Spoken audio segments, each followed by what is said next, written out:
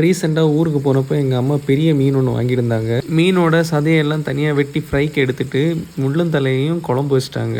எங்கள் வீட்டில் Monday to Saturday 3 வேளையும் கண்டிப்பாக மீன் இருக்கும். பாத்திரத்தை ஓப்பன் பண்ணால் அப்படியே ஒரு பெரிய தலையும் மீனோட முள்ளையும் சேர்த்து குழம்பு வச்சுருந்தாங்க. ஸோ மார்னிங் பிரேக்ஃபாஸ்ட்டில் தோசை கூட இதை வச்சு சாப்பிட ரொம்ப டேஸ்ட்டாக இருக்கும். கூடவே ஃப்ரை பண்ண மீன் துண்டு வச்சுருந்தாங்க. நம்ம மீனோட தலையை அப்படியே அலேக்க எடுத்து அப்படியே தோசைக்கு மேலே வச்சு மீன் தலையை பிரித்து மேய ஆரம்பிச்சிட்டேன்.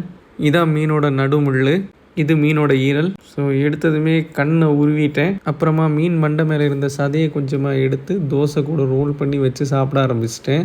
கூடவே இந்த வறுத்த மீனையும் தோசை கூட ரோல் பண்ணி வச்சு சாப்பிட்டேன். மீனோட முள்ளந்தலையும் குழம்பும் அதுக்கப்புறம் மீன் ஃப்ரையும் அந்த தோசையும் சேர்த்து வச்சு சாப்பிட அவ்வளோ டேஸ்ட்டாக இருந்தது. மொத்தமாக சாப்பிட்டு முடிக்கவே ஒரு 1/2 மணி நேரத்துக்கு மேலே ஆச்சு. ஒரு வழியாக திருப்தியாக ஒரு மார்னிங் மீல் முடிஞ்சிருச்சு. இந்த ஷார்ட்ஸோட ஃபுல் வீடியோ வந்து கீழே நான் அட்டாச் பண்ணியிருக்கேன், மறக்காமல் பாருங்கள். தேங்க்யூ.